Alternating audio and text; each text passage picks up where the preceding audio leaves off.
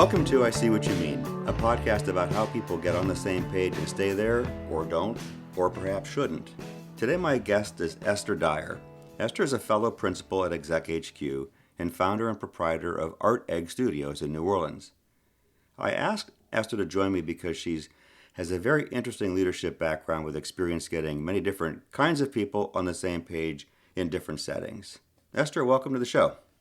Thanks so much, Lou. It's a pleasure to be here and an exciting time as we all look to work differently. That's right. To talk about this topic. Thank you. And I agree. It is good timing, and actually moments of change is something that we're going to talk about. Give our listeners a short bio so they know what I meant by my statement. You've done a lot of things in your lifetime in leadership positions that would have had to do with getting people on the same page. Just give us a short bio. I grew up in upstate New York and was very lucky to have scholarships and got my doctorate from Columbia University in library science. And what I was 25 at the time, and what my professor said was, you need to be a university professor, which I was for 6 years. And I worked in 26 developing countries at that time. And also had the first bilingual grant from the Office of Education to train librarians and teachers in Spanish and English delivery. As I was looking at that, I was very poor, well-traveled, but very poor, and got a consulting job with Empire Blue Cross to run their archives, which morphed into a 12-year stint where I was head of public and governmental affairs, managed the radio and television shows, and actually did something I would aspire to do at some point and hope everybody gets to do, actually gave away and provided corporate contributions. Mm-hmm. What was so special about being able to give away the corporate contributions? One of the interesting things about giving away corporate contributions is you're able to look at what does well for the organization you work for and what makes a positive impact in the community. Okay. And when you do that, you also deal with all of the CEOs. Everybody wants to talk to you. It's a really interesting time because you might get 500 applications and you can only, give away 10. And donate. It's not necessarily giving away. Right. It's really social investing. And as I learned later when I became an executive director or a president of a nonprofit, people don't necessarily want to talk to you as much when you're asking for the dollars. And so it was an interesting journey from one side of the table to the other. But one of the most interesting assignments I had at Empire Blue Cross was I was the staff person for a committee of the board of directors. It was the subscriber advisory committee. And Empire was the largest health insurer in the country at that time. And we would always have to go for rate increases and asking the community to get on the same page with you when you're looking for a rate increase or a change or looking for their impact, because you also have to be responsive to it. At that point, Empire was a nonprofit insurer and the insurer of last resort. And I also managed all of the claims for special needs. So whether it was a congressman or an elected or anybody else where we had refused their to pay their health insurance bill. Mm-hmm. So it was an exercise in understanding, an exercise in communications, but mostly it was about how do you create and maintain goodwill so an organization can move forward. A lot of that had to do and tied back to the corporate contributions, supporting the folks that you wanted support from, showing up when you needed to show up for different events and other things, and really being recognized as a very strong community player. And so you're consulting today.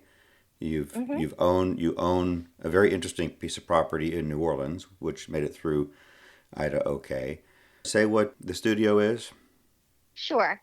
So after Empire, I became head of the March of Dimes for New York City, and then have worked over the last 20 years as head of the American Italian Cancer Foundation and represented the European School of Oncology in the United States, and most recently as the president of National Medical Fellowships.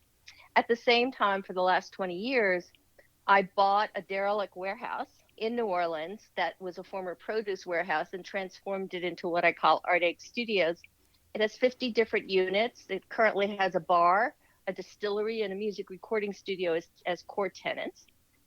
And everybody needs a passion and a hobby, and this is in my passion and my hobby. It was 100% rented before Katrina, and then there were none. And it took 18 months to rebuild. We were very lucky with Ida. We were out of power for 6 days, and now it's back up and running with 3 tree limbs out. Yeah, you were lucky. So you've had that's just such an interesting background, including library science, which I want to come back to. You mentioned when we were prepping moments that require change. So were there, in your thinking, in your work, in your approach, did you notice moments? Were you looking for moments? Did you have a way to capitalize on moments? And then how did you get people on the same page? I think it's a really interesting catalyst, moments of change. Mm-hmm. And catalysts happen in many different ways. And it may be change that I needed to do, or change that an organization needed to do, or change that a board needed to do. But, moments of crisis and moments of inflection really are those that require people to rethink. For example, when I was at a former nonprofit, the charismatic chair and founder died. Mm-hmm. He had selected his successor, who was a very, unlike him, who was a much more abrasive person, and someone who others were not necessarily as engaged with. And so creating the opportunity to support him and to get everybody back together with what had been a very cohesive organization really required some discussions with him, because he ran his own company, high wealth individual, and somebody who was not used to consensus. Okay.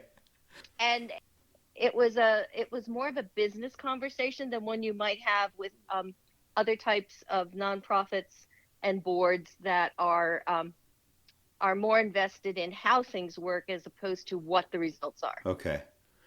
That makes sense. But how did it come together? How did you bring it together? A lot of it has to do with pre-work. Mm-hmm. You don't go having the conversations cold. You never have a conversation, at least I never did, with a board or board members without making sure they were fully prepped, Right, and knew what you wanted from the end result and well, input. exactly. So when you were having conversations with what you called prep, you were having conversations with individual board members, presumably before a board meeting, because that's not the time Absolutely. to surprise somebody. I was having conversations before people would have a conversation with the new chair, and before a board meeting. Okay. So, So as you go around. you're not only getting their heads in the issues, preparing them for what's coming on the agenda in the meeting, but you're hearing what's on their minds, Mm-hmm. right? Exactly. And then if you talked, you're sort of in a third party position there. If you had 5 conversations or 8 doesn't matter what the number was, you have all those one-to-one conversations. You're in a unique position to see alignment, misalignment, overlap. Mm-hmm. And you and I talked about this a little bit before. You were in a position to see differences, and differences, creativity and energy can come from dealing with differences well. Absolutely. So you were in a unique position to see a lot of things that you knew could emerge in the board meeting or in board member conversations, one-to-one or small groups, lunch, Mm-hmm. drinks. And what kind of things did you do to channel them or funnel them into the mission productive direction? What was really interesting about this organization, unlike a lot of, whether it was I worked at the March of Dimes or at my last position, these were high wealth individuals with a lot of who were CEOs of companies who also cared about the mission, but cared about how things were managed so that, whatever time they spent was spent well. And so Mm-hmm. as you talk about their visions and things, what I learned at this organization, which is somebody suggests something and it sounds like a great idea, going back to them and then tell me how you would do it. Mm-hmm. And what are the resources you can bring to do that. And as a result, several new opportunities to raise dollars emerged, Right. several new engagements, new people came up to chair the annual fundraiser. All of that, as people thought about what they could do, Right. came back to the benefit of the organization. And really, that board was pretty much board members met once a year, Oh, so wow. it was pretty much one-on-one engagement. Throughout the year, it A was a lot of, board yeah. chair, yeah, a board chair who, the treasurer of the company was the treasurer of his, and so, Right. very engaged in the results. Okay. Interesting. How about, Very interesting model. I don't think that getting on the same page is the end, the right result for everything. Sometimes it's Hmm. not what should happen. So I'm not presuming that that's just a moral good in all cases. So if there was a time, talk about a time when people didn't get on the same page and why not, and if they shouldn't have, that's cool. Why not? And then how did you help manage the differences so that, let's say, relationships were protected or a mission could be still advanced with some differences existing between people? Getting people on the same page is a wonderful concept. Having people understand that there may be more pages in a book, Mm-hmm. and that the book may represent the mission or the organization is also important. Mm-hmm. And so some of the interesting things that perhaps the most interesting ones that happen are the ones where vision for the futures may or may not be the same. Mm-hmm. And so for 10 years, I was the technical assistance person for the MacArthur Foundation's Fund for War Affected Children and Youth in Northern Uganda. It was funded by the MacArthur Foundation and after the conflicts. And, MacArthur's vision was that lots of other people would want to donate. Well, if MacArthur is putting in the majority of the money, perhaps that's not what other foundations are willing to do. Mm-hmm. But the work was really important, particularly as people were coming back into societies after you had had women and children and others taken by the Lord's Resistance Army. So there was really good work that was done. Mm-hmm. But it was part of the work that I did was to help administer the grants, to do whatever small activities. They had a few folks that had donated otherwise, but also to help with the chair and the others just think about what is the future of this. Mm-hmm. And I helped to select an executive director that was not a US person, which had been the history before being brought in, but that was local. And really thinking about the vision as you talk to the people in northern Uganda. And one of the things that was really challenging because I had never done it is really thinking about the future of it as MacArthur also changed its leadership. And so the Mm-hmm. organization became an independent and approved NGO. And my part when I helped them hand it off was I had gotten it registered in Uganda and approved as an NGO. Okay. And so thinking about something where a major organization invested and kind of owned, and it's like a child, Right. and now this child has to stand on its own Right. and become approved. And so to me that's different pages. Right. It's different pages of history, but the organization and the last I was involved with them was about 7 or 8 years ago, is still thriving Wow. on its own in Uganda. So it's a different vision. It was a social mission investment by MacArthur, and now it's an organization that's continuing the mission to help northern Uganda with education and livelihood and workforce training. And it's finding a way to survive without a major U.S. partner. It's often critical that organizations change over time, not randomly, but in response to circumstances, in response to Hmm. shifting conditions, in response to maybe having accomplished some of a mission and maybe you need to redefine the mission to keep. All right.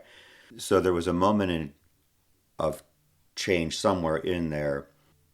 Moments of change could be the end of an organization too if people don't get on the same page or if people don't maybe leave. If people don't agree, Hmm. they could leave and others could come in to get who support, let's say, a revised mission, a new mission, a repurposed mission or calling. What were the conversations like when you realized that there had to be a graduation, there had to be an emancipation, that organization had to move into a new stage? What made it okay? What made that good? I think that for many organizations, large funders like MacArthur or the GE Foundation or any of the others, investing in something for 10 years is probably about their limit. It's not a lifetime contribution. So there was always in the foundation's mind, there was always an end date. Sure, okay. A change of leadership. The head of the woman who was the program director of the board of the social justice was leaving, and she was on the board of that. Really a lot of the change and a lot of the move to make the organization self-sufficient and independent came from a charismatic board member who really was a in some ways he always reminded me of a minister. He was great at fundraising, he was great at getting people together, and really great at rallying people eventually to his point of view. And and so he planted the seed, Okay. and and then the execution was difficult, and it was a couple years in the making, but really very Okay. powerful to do. Okay. And so you had to have a champion to be able to do that, and a champion of stature. Mm-hmm. And so I think that one of the change factors are always having champions or ambassadors for viewpoints. Mm-hmm. If organizations are going to change, you need folks who are willing to speak out about that change. Mm-hmm. But it can't just be change for change's sake. It has Right. to be planned. It Purposeful. has to be purposeful. It has to be something that's that amplifies and Mm-hmm. doesn't just destroy the past. So I really attribute the ability to do that, to Eamon's vision. Good point. So I have a question. Besides the charisma, which has a place, it can be significant in leadership. But besides the things we could put under that heading of maybe an energy or a charm, a way of being with people, his own passion. Okay, what did you see him do that was effective when he articulated the vision that other people could? He brought them along. He got them on that page. And here's the thing about getting on the same page, and I want to ask you, maybe there's something that you can think about to answer this question from that situation. Nobody wants to, we all can only be on our own pages. That's just life. Hmm. We're on our own page. We don't want to give it up. We don't want to abandon it. We want to make it become something else in the service of maybe something greater. So it's important to hang on to something. What did you see that was effective, or how did you do this yourself? Helping people repurpose their own page, rethink their own page, find maybe new energy in it, right? How did he bridge that? In a couple ways, Eamon, did a lot of field work. He Mm. went and talked to, what they call beneficiaries, to really look at the impact of what the funds were doing, and Wow. Okay. and and really to bring back some of the voices of the community, and Can I some of interrupt the you for a second? There must sure. have been a respect that people had for him for going out into the field. Hmm. Absolutely. So he didn't stay Absolutely. in New York. He didn't stay at the top of the. Nope. He went out to see what was going on, to talk to them. Yeah, to see there was a girls' school, and really looking at some of the things that allowed that school in Padar and in northern Uganda, where they provided for women with babies to be able to get an education, and looking at some of the things. And one of the things he brought back from one of his trips, which was so interesting, he said, the girls would like a wall. Mm-hmm. They're not feeling very secure. And part of the vision was really the security of the folks who were now going back to their homes, reclaiming them, and still being in a not a war zone, but a conflict, Mm-hmm. in a conflict situation. Mm-hmm. And so the fund funded a number of other things, but Eamon also not just talked about what the fund should do, but what others could do, and he made major donations to support some of the work for individual organizations. And some of those that were supported really thrived, and some did not. Mm-hmm.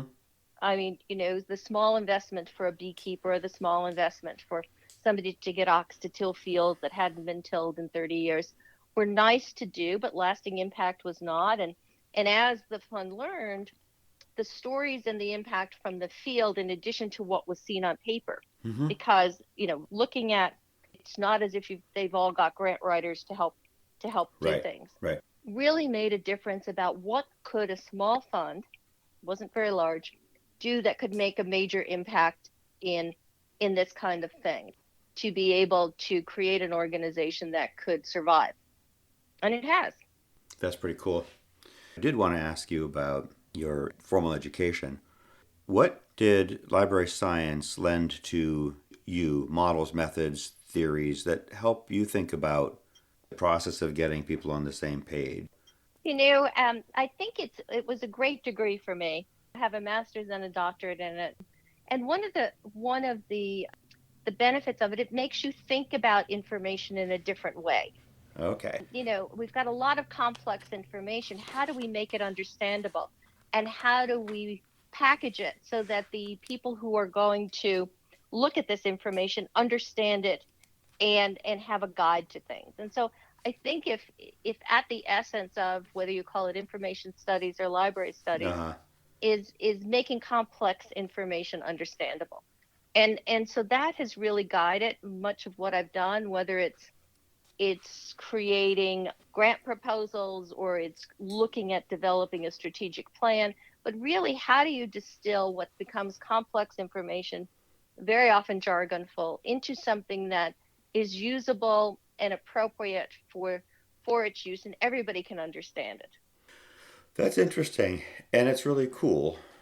I'm a kid of the 60s. I just going to say, I always use that word. I don't even know what does it mean. It's really cool because if people can't commit to something that's complex, complexity means ambiguity, uncertainty. It generally means risk, right? If something's complex and we don't understand it, at least a first initial reaction, an intuitive reaction, will be to pause, to hold back, or even to pull back. So if the same information is presented clearly, in that clarity, the clarity is more compelling. It makes people maybe curious, want to lean in, find out more. And as they do, they might understand that it's not for them, but they might see more hooks that they can hook their interests to, their goals, their objectives, what matters to them. So I think there's something essential to getting on the same page that has to do with helping people see from their own pages what a same page might look like in a way that they can make connections to. It was interesting to me because as a university professor, you would fill pages Uh-huh. and you talked in paragraphs. Yeah, yeah. And so really dense. And so as I came to Empire Blue Cross, I had a wonderful mentor who was my boss, and I wrote something up about, I don't even remember what, and he looked at it and he goes, so put it on one page or one sentence. Uh-huh. I said, what are you Uh-huh. talking about? He Uh-huh. goes, nobody's going to look at it. Come back to me when you figured out how to tell me what it really is. Yeah. And and that really turned a switch for me, and I said, oh, I've got it. It isn't about how much I can put on the page. It's about what it is you need to know about this particular piece. Yeah. Yeah. And between, being a guide to information, which is what a librarian is, thinking about the end user more than about me was Right. a really critical change for me. Yep. I had that same experience. I have a master's degree, so didn't have to do the dissertation, but certainly from all my papers, you learn to write in a certain style. You might even learn to think in a certain manner because of your training. And then I was a consultant to government for a long time where there's a way proposals are written, there's a way Mm-hmm. deliverables, there's a way those are written. And then in my independent consulting, as I move more in the direction of my own marketing, none of it works. I've got to get it down to one sentence. Mm-hmm. If there's a flow of thought, the flow could be two or three sentences. They're bullets. They're sentences. They're not paragraphs. And I've had to clean up constantly when I reread what I write. I shorten it. I cut it. Exactly. So I'm curious in your work, tell me about a moment of change and how you managed it to get everybody on the same page, or not. That's a there's right. They both come to mind. Let me use a proposal writing example. I got good at writing proposals, which are just deadly to read. Proposals for the federal government for consulting services, generally management consulting. And an evaluation panel once told me and the boss I was working for at the time that the proposal that we'd submitted, which I wrote, was breathtaking. Now, no one uses the Oh, word breathtaking. So what I did, besides some art in writing, was I'm not the subject matter expert in the many requirements to be written about to be evaluated in the proposal. So I work with a lot of people in a team, which could be within the company, and consulting companies team all the time. So you've got people in other organizations, and they're subject matter experts in 2 to 10 areas or 20 areas. And what I got good at was they would always give you language that you could like cut and paste into the. But Esther, that's how a proposal got to be just mind-numbingly poke your eyes out, mm-hmm. dull to read. And they all sounded like that. And if you can imagine being an evaluation panel and reading 10 or 50 of those, you just want to find something else to do for your life. Mm-hmm. So I found ways to talk to people. And I didn't just email and say, send me a paragraph that addresses this. I started out that way. Over time, I found ways to talk to those subject matter experts, to hear in their words what they cared about. I said, if we have to meet this requirement for IT security or for change management, what should we be thinking about that we would tell them? So if I had a conversation, I got different ideas than if I Mm-hmm. asked them for language they had written for a previous proposal with a similar requirement and they send it to me, and then I would call and try to unpack it. If I had the call first and the conversation was personal and one to one, even over the phone, but it was a conversation, not an email exchange, I got different information. And then I would always ask, what's the business problem we should be trying to solve for them, even if they didn't ask us to? Now you have a subject matter expert who cares about the subject and would be engaged in that conversation of, oh, here's what we should be focused on for them. Then I could find ways to write that into a proposal that would evaluate well. That was where the art Mm-hmm. came in, or some of my talent came in the writing, but it was in the gathering of the pieces and working with a lot of people who contributed those pieces that I was able to put together something that functionally was the same page, right? That document stood as Mm-hmm. a one place where all those ideas came together. Great talents for a librarian. How, in what way? Creating taking all this complex information, Yeah. Okay. making it Yeah. understandable, making it breathtaking, which is even beyond that. That's the real art part of it. But it echoes some things that you said. Going out in the field. So there was a time when I was doing some consulting, and a senior official wanted a part of their organization to be more innovative about some things. Well, that word means a lot of things. So I talked to him about what that meant to him, and then I went and talked to the people in the shop, the division that he wanted to be. And I said, the boss wants things to be more innovative around here. What's that mean? What do you think, or what's your reaction when you hear that word? I love to get the gut reaction of things because that's the honest response. Mm-hmm. We can find ways to parse it. We can find ways to describe it. We can find ways to make it more professional to put in writing. The gut reaction is where I always like to start because it was the entry into a lot of important. So if someone rolled their eyes and said, I know and I'm not opposed, but we can't get to it. What can't we get to? Like I would just keep using their words to ask Mm-hmm. them to elaborate on what they've meant. And it unpacked very valuable information, even as a starting point. And this is not the ending point. Then it's the basis or a foundation for just the next step. And I always like to have that, Esther. Mm-hmm. Get people agreeing enough, just right now where they are, to take the next step together. If you can do that, you can step through things maybe until you finish, maybe until you hit a wall and can't go past. But if you agree enough to take the next step, gets people on that page. Maybe not the ultimate Exactly. page, but it gets them on that page. And maybe there's more to come. Maybe that's the best you can do. That's one of the ways I like to try to do it.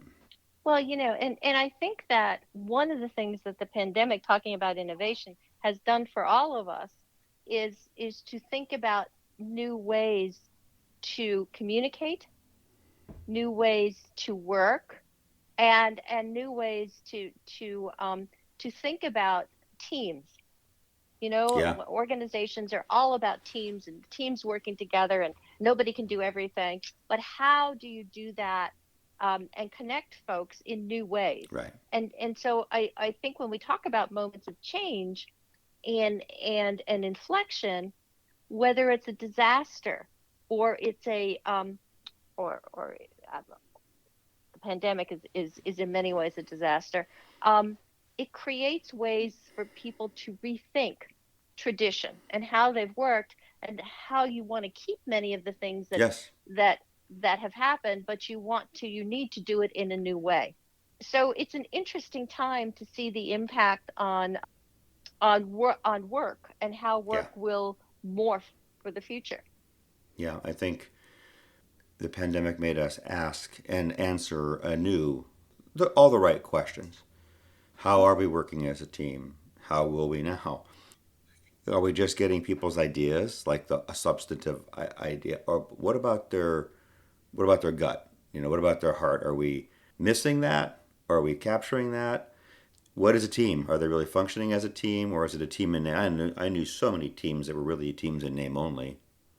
They Hmm. weren't functioning as teams, where you were getting some effect of the whole is greater than the sum of the parts. That kind of multiplier Right. effect. Yeah, I think it made everybody ask and answer a lot of those questions because of the change in workplace, work conditions, stress.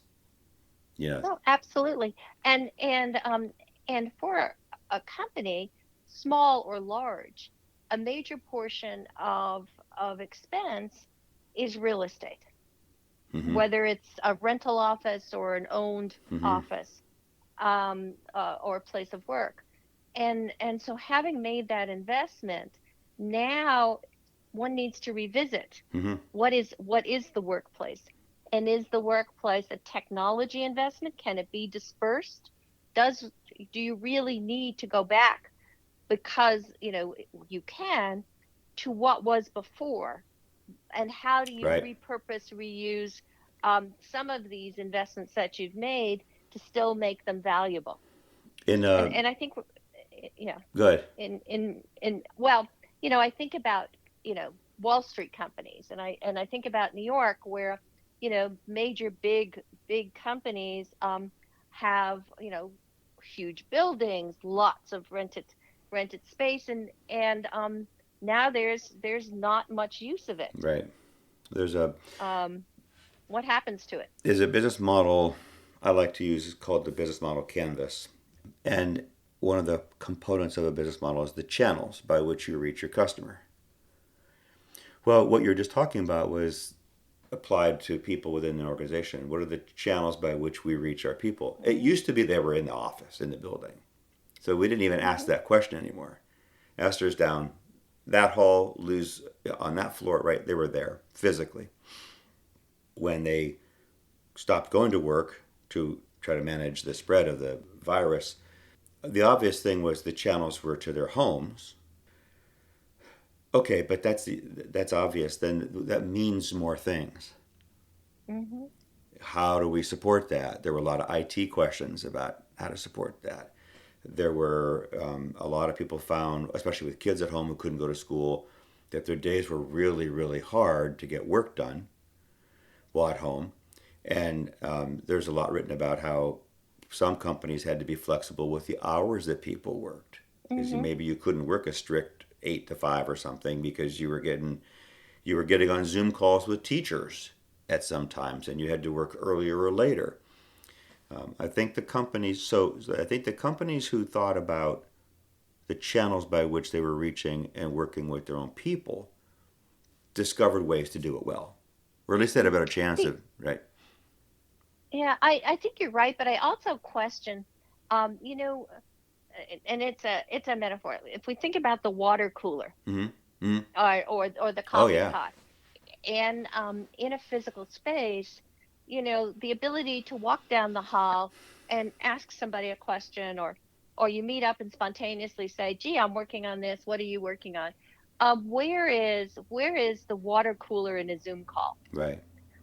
You know, No, it's, and so all of these technology solutions are very scheduled and very purposeful, mm-hmm. and you've got the agenda.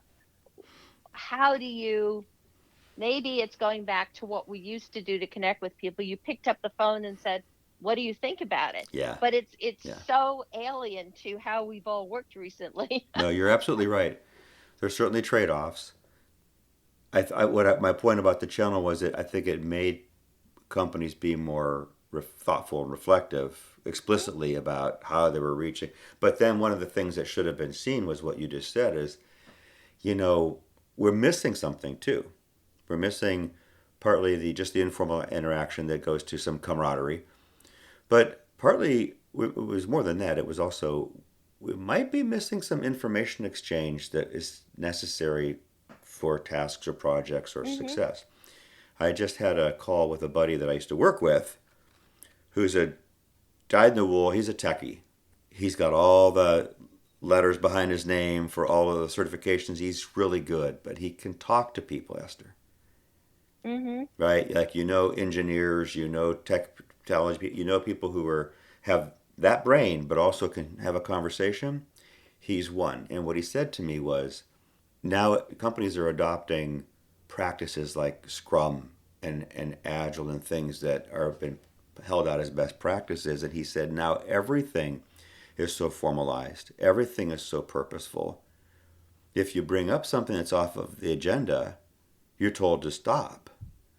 Hmm. But he's like, but people can't anticipate everything that should be talked about, perhaps with the agenda planning. If there's no place where you can just say, like at the water cooler, did you hear? Did you hear about? I heard. What did you think? Like you just said, what did you think about something? Where you get at a gut reaction that someone has about something, which then leads to information, maybe how they assess something, right? How they size it up, what they think Hmm. should be done. Well, none of that might have been on an agenda for a planned call or a planned process. Exactly. And he's saying that's Exactly. missing and we need to get it back. Hmm.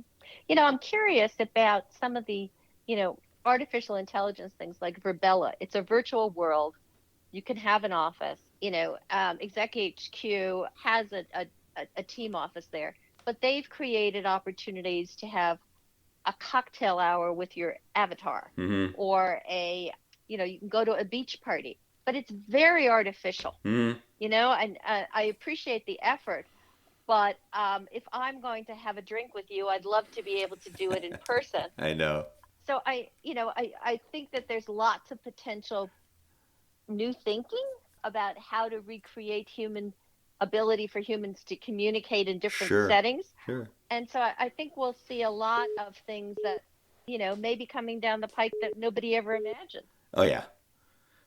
If nothing, it's a moment of change. Hmm. And we'll see some good things will come of it. We might reinforce our thinking about some old school things that we should not lose, Hmm. and some new things will emerge. Yeah. Yeah. this has been an interesting discussion and certainly thought-provoking for me to think about some things I haven't thought about for a while. I've enjoyed it. Thank you for your time. It's always fun to talk to you. All right. Thanks, Lou. Have a great day. Thanks, Esther. You too. Okay. Bye-bye. Sounds good. Bye. And that's how we see it, my friends. I want to thank Esther for recording today's episode with me. Send questions and suggestions through the app. Subscribe and give me a 5-star rating, unless you can't, in which case I hope you'll tell me why. And join me next week when we take another look at how to get on the same page with others and stay there, unless we shouldn't.